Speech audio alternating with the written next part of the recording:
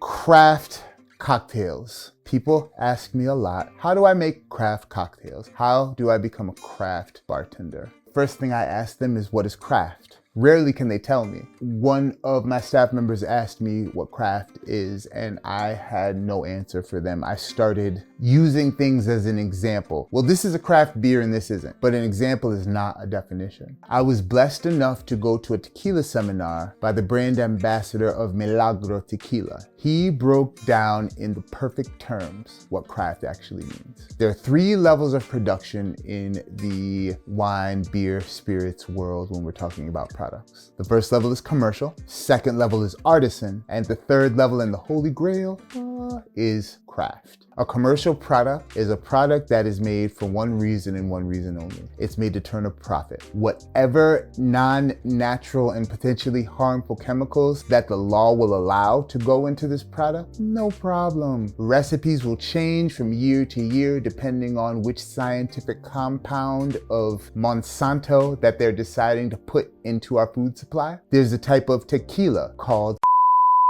and it's not gold because they age it in barrels, it's gold because they put caramel color in it. And caramel color is the same stuff that comes in Coca-Cola. And Coca-Cola, if you look on one of the back of their trucks, you'll see the same hazardous material warnings that you'll see in a nuclear chemical plant. Please do not drink nuclear chemicals. That is what I would like you to promise me. Will you promise? No, right now, promise. Don't drink nuclear chemicals. Drink things that are natural. And the dope thing is, it's not that hard. All right, so we can use that, but I started talking that shit. That's not the definition of commercial and craft and whatever. So, commercial, we take whatever we need to make the cheapest possible product to make the biggest profit off of it. Artisan would be the second level. A cheese maker is an example of an artisan producer. The process may not be efficient. They don't look for ways to improve and increase production every year. But what you're going to be guaranteed is, if you have Parmigiano di Reggiano, that is going to be the best example of Parmesan that you can find the world over. And we've been doing this how we've been doing this. And if you don't know, you better ask somebody, and we're never going to change.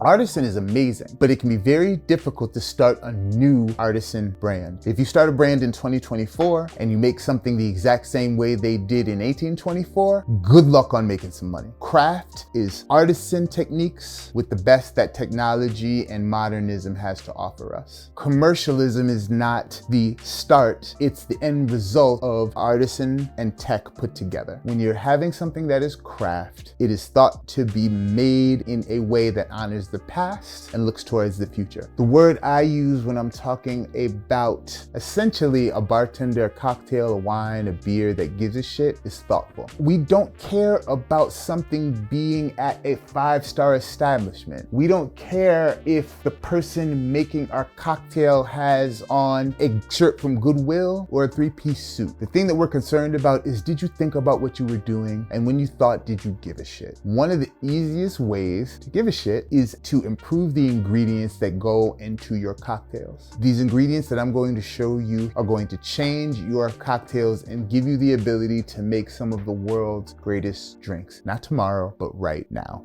Okay, I'm gonna show you 2 of the most important ingredients in the entire cocktail world. Here they are.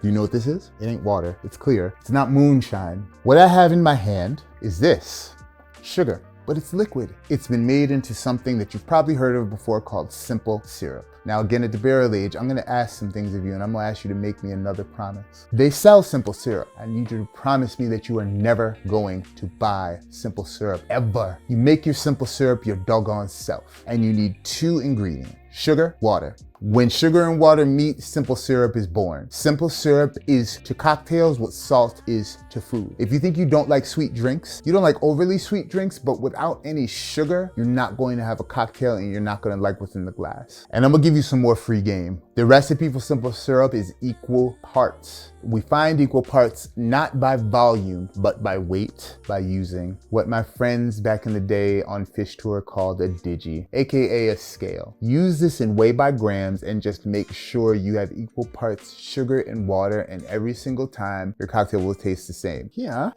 we have fresh lime juice. You can buy lime juice at the store, but I'm gonna ask that you don't. Unless you're buying Ripe bar juice. Shout out to Ripe from Connecticut. Ripe is the only company to make juice that comes from citrus, put it in a bottle, make it shelf stable, and sell it to the consumer. When starting off in cocktails, you want to be using fresh juice, and I'm going to suggest you start with lime because there's simply no substitute. Squeezing fresh juice is so easy. You can do it a la menu, to the minute, which means I just slice this up and squeeze it right into my cocktail. Or you take a few of these, you slice them in half, you juice them in advance. I'm showing you these two ingredients in particular because they make what I believe is the perfect cocktail. If you've ever heard of a daiquiri, you probably are not picturing the right things unless you already bartend or you're into cocktails. When I think daiquiri, I picture something strawberry with a big whipped cream crown on it, served to a beautiful black woman with a church hat on in Red Lobster on Sundays. That's what I pictured a daiquiri as until I grew up and went to New Orleans. And I saw that every bar had a sign that said beer and daiquiris. A daiquiri is three things: simple syrup, lime juice, rum. There's some alchemy going on there. There's something more than the sum of the parts. Boom. If you have not been into thoughtful cocktails, AKA you ordered off the menus at big chain restaurants, you got vodka sodas, or you got a seltzer in a can, nothing wrong with any of those. But the journey of thoughtful cocktails, in my opinion, starts with the daiquiri. When you start getting into thoughtful wines, spirits, and beers, you're going to find not everything is delicious. Some things are more complex, they're more earthy, they're more savory,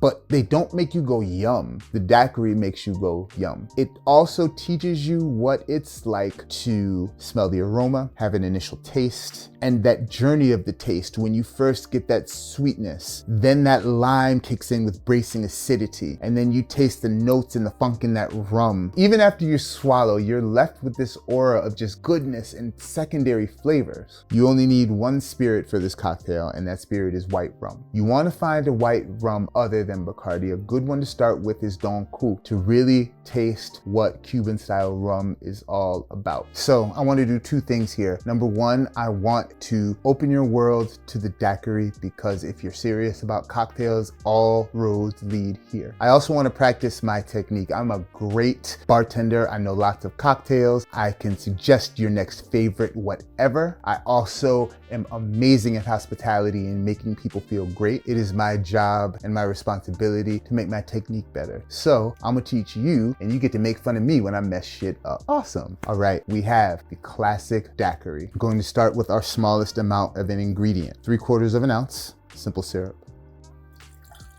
Next, 1 ounce, fresh lime juice. Fresh squeezed, strained, beautiful. And we're gonna keep this daiquiri original. So we're going to use a Cuban style rum, Don Q.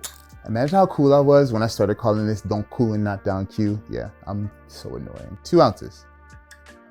And guess what? I just made a mistake because this is my 1.5. My 2 is sitting right down there. So 1.5 and then 2. And then we live to mix another day. I've added all of my ingredients here, and now I'm about to add the most important ingredient. The most important ingredient to all of these things is water. The amount of chemical reactions when water and citrus and alcohol all meet are innumerable. Without dilution, you just have a smattering of ingredients. Once you start willing these things together by the brute force of shaking and some dilution enters the game, you now have a cocktail. Why didn't I add my ice first? I didn't add my ice first because dilution is something that we need to control. If I make this without ice and start this way, if I get distracted in 10 minutes, I come back, I still have a cocktail. If I start this with ice and then get distracted for 30 seconds, I don't have anything on my hands but a mess.